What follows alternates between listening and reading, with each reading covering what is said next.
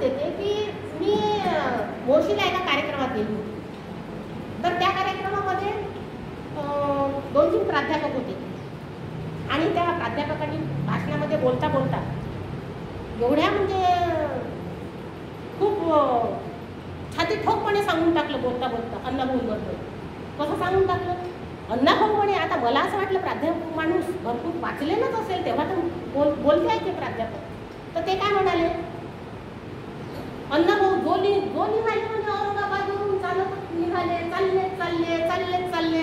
चालले औरंगाबादवरून चालत निघाले म्हणाले आणि एवढ्या छाती ठोकपणे म्हणायला लागले. मी अवाक झाली. मी नंतरही त्यांना काही म्हटलं नाही, पण कार्यक्रम झाल्यानंतर म्हटलं, सर तुम्ही एक प्राध्यापक आहात, तुम्हाला एक तर माहीत असलं तरच बोलायचं व्यासपीठावर, नाहीतर बोलू म्हणजे ते तो इतिहास असतो. आपण इतिहास सांगत असतो.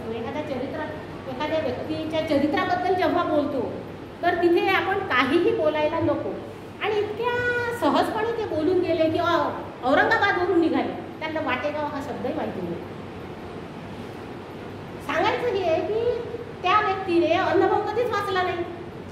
आणि होते कसं की आपणही वाचन करतो तसं, तर तेही कसं वाचन असं होते. म्हणजे माझ्याही संदर्भात असं झालेलं आहे. माझ्या संदर्भात म्हणजे कसं, मी म्हणजे एकतर्फी किंवा एकसरीच वाचन खूप दिवस केले. पण ज्याला खऱ्या अर्थाने लेखन करायचं आहे तर त्याला जीवनाचे अनेक रंग, अनेक ढंग त्याचं ते पाहता आले पाहिजे, ते अनुभवता आले पाहिजे, ते जाणता आले पाहिजे, त्याचं निरीक्षण करता आलं पाहिजे. म्हणून तुम्हाला लेखकही खूप स्तरातले वाचावे लागते. तुम्हाला ग्रेस वाचावं लागेल.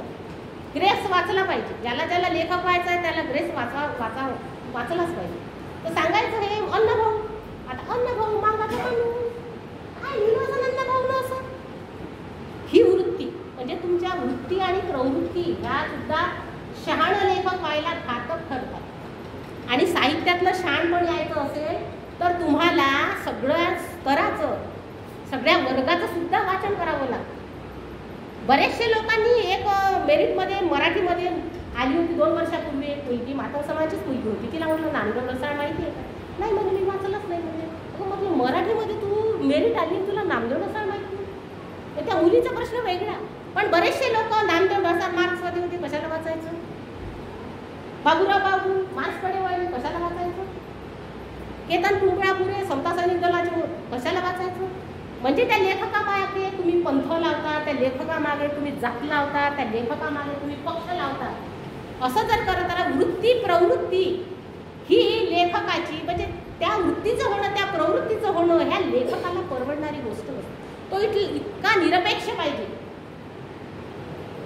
तो इतका निर्व्याज पाहिजे, तरच तो सत्यापर्यंत खऱ्या अर्थाने पोहोचू शकतो.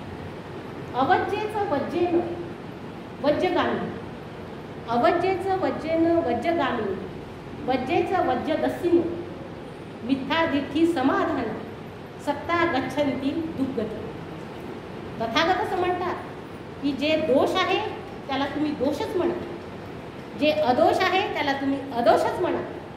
Truth is truth, untruth is untruth. ही भाषा लिहिण्याची किंवा बोलण्याची ताकद तुमच्यामध्ये तेव्हाच येते जेव्हा तुम्ही वैश्विक होता. हे सगळी माझी माणसं आहेत. हा विचार सगळ्यांचं भलं करणार आहे, सगळ्या मानवांचं कल्याण करणार आहे. ही गोष्ट, ही वृत्ती जोपर्यंत आमच्यात येत नाही तेव्हा तोपर्यंत आम्ही खुलेपणाने, निर्भयपणे सगळीकडे पाहण्याचं आम्ही शिकणार नाही आणि त्या गोष्टी आमच्यामध्ये रुजणार नाही. आणि म्हणून लेखकालाही खूप शिलून घ्यावं लागते. हा बंड लिहिताना पुष्पाताईंनी स्वतःला खूप शिलून घेतलेला आहे. त्यांनी पुरुषप्रधानता मांडली आहे एका याच्यामध्ये,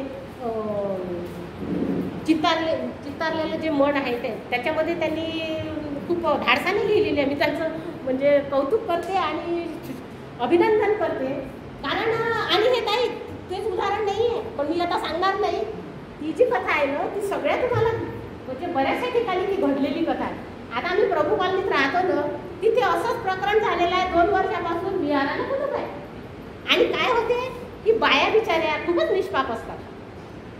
मी मान्य करते, कोणी काही म्हणू निष्पाप असतात. त्यांना काही कट कारस्थान जमत नाही, कारण त्या राजकारणात अजून काही गेलं नाही तर त्यांना कटच काही जमत नाही. मग काही पुरुष मंडळी मोठे छत्रे असतात बरोबर, मग त्याच्यात गुस्ती मग त्यांना मार्गदर्शन करतील. आणि स्त्रियाही कुठल्याही पुरुषाचं मार्गदर्शन ऐकतात. खूप नम्र आहेत ते. तिचा स्वभावच नम्र आहे, तिचा स्वभावच भावनात्मक आहे आणि त्याचंही शोषण होते बरं. मग तर त्याच्यामध्ये हे दिलेलं आहे की स्त्रीला अजूनही नगण्य समजल्या जाते. म्हणजे ती जी सुवर्णलेखा आहे, सुवर्णलेखाचं ना, सुवर्णलेखा सगळे कार्यक्रम घेते विहारातले, विहार उभं करण्यासाठी पैसा जमा करते. एवढंच नव्हे तर महिला मंडळाची स्थापना करते. सगळा रेवका देवका ज्याला म्हणून आपण सगळं काही डोक्यावर घेते, सगळं करते.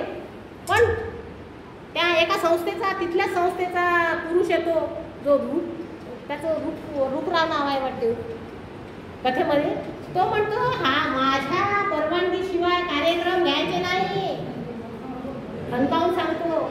आणि किती सहज बोलतात ना पुरुष. मी इथे बसलेल्यांपैकी नाही बोलत, त्या रूपरावांबद्दल बोलते आहे. इथे कार्यक्रम घ्यायचे नाही, तुम्हाला कोणी सांगितली वर्गणी करायची? विहारात यांचं तोंड दिसणार नाही. विहारात बिचारी तीच जाते, दिवसभर काम करते तरी विहारात जाते. पौर्णिमा असले तरी दिवा तीच लावते घरात, मेणबत्ती तीच लावते. उदबत्ती किती माणसं लावतात सांगा बरं मला? मेणबत्ती किती माणसं लावतात सांगा बरं?